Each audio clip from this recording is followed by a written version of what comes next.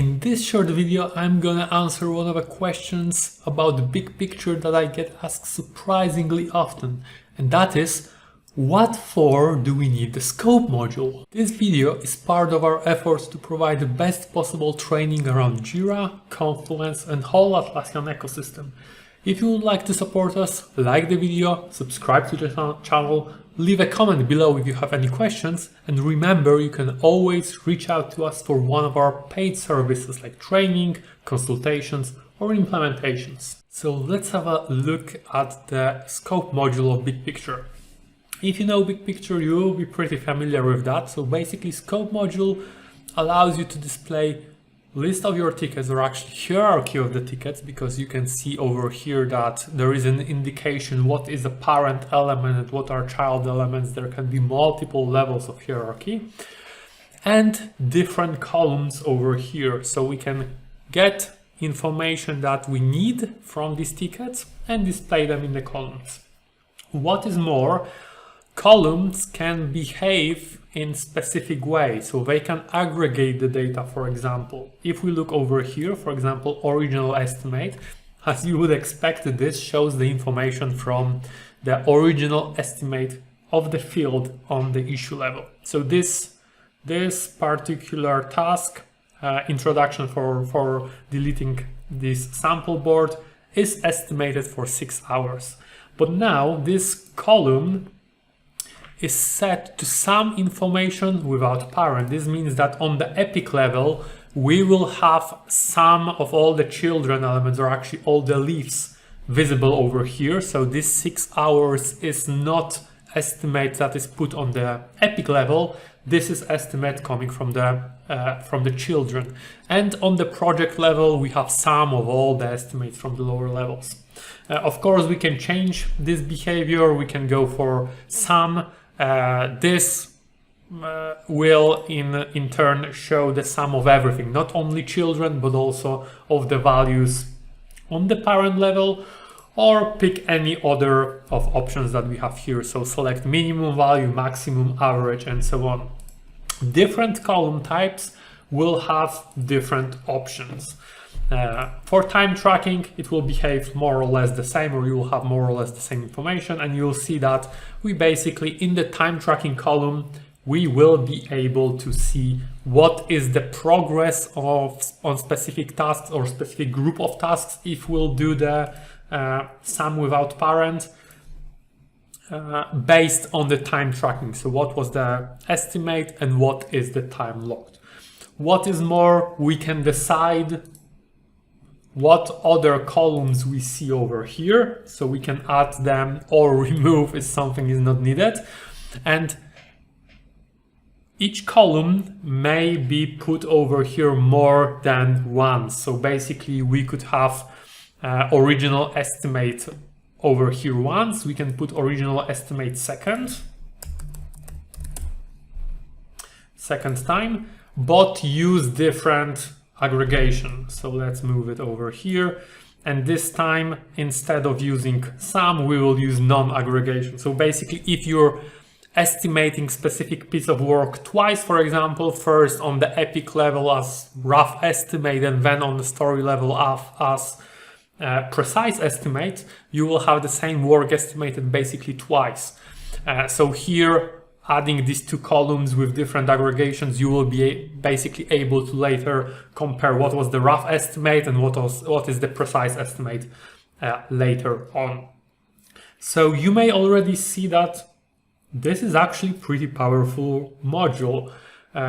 You basically are able to create reports here, right? So you will see what is the specific information that you're interested in on each level. You can then collapse levels that you are not interested in and compare this to any other column or other value. So if this module is so good and so valuable, why do people ask, why do we need it? And the answer is the other module. This is the Gantt module. So if we click over here, you'll see that Gantt is basically divided into two main parts. On the right, we have a Gantt chart. So basically tasks displayed on the timeline with dependencies and a lot of other information. But on the left side, we actually have thing that is very similar to the scope module. So we have a hierarchy of issues, we have columns, we can add multiple other columns and decide what would be aggregation over here. So everything, basically everything that we had in the scope module is available also here on the Gantt chart, on the Gantt. So what is more, it is possible just to expand or move the left side so it covers nearly whole screen, and now it looks nearly exactly like the scope module. There are slight differences with info bar and so on, but you basically have the same information. So now, if that's the case, why use the scope module at all? Why not just focus on the Gantt and just use the left side of the Gantt?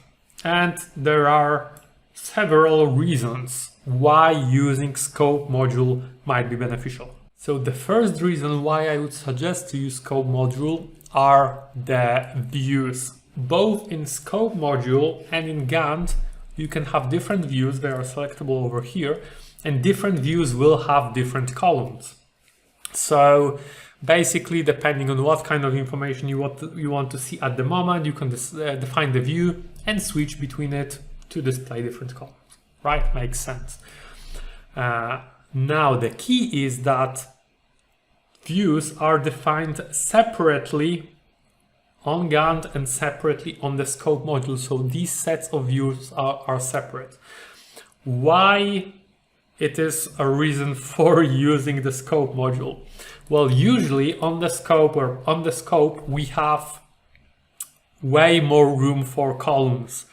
So this in turn will mean that you will be able to put more columns and more information over here without really affecting views in the Gantt. And now you could say, yeah, but we can do the same in the Gantt. We can put more columns over here and just expand it. Yes, but it won't be as nice to use. So basically, if you'll have views with too many columns in the Gantt chart, when you'll try to use the Gantt chart itself, so the right part, everything here will be kind of crowded and hard to read. So for the Gantt views, it's better to have a smaller amount of columns and stick to that for clarity. And when you really need a lot of columns, a lot of information on a single screen, switch to the scope module. So this was reason number one. And this is mostly around user experience. I've seen people who do not use the scope module at all. They are just using Gantt. They put a lot of columns over here. It works for them. My experience is that it's better to have views with way more columns on the scope module. The second reason is performance itself. So over here, if we expand this one, despite the fact that we do not see the Gantt chart, it is still there. The information is still in the browser. So basically, there's more information that browser needs to handle. While on the scope module, we just have this hierarchy with the columns. So very often for very large projects, but basically only for very large projects, it works just a bit faster and smoother in the scope module because there is no Gantt diagram that has to be rendered by the browser. So again, if you do not really have a need to look at the Gantt chart at the moment or Gantt diagram, you may want to consider switching to the scope module.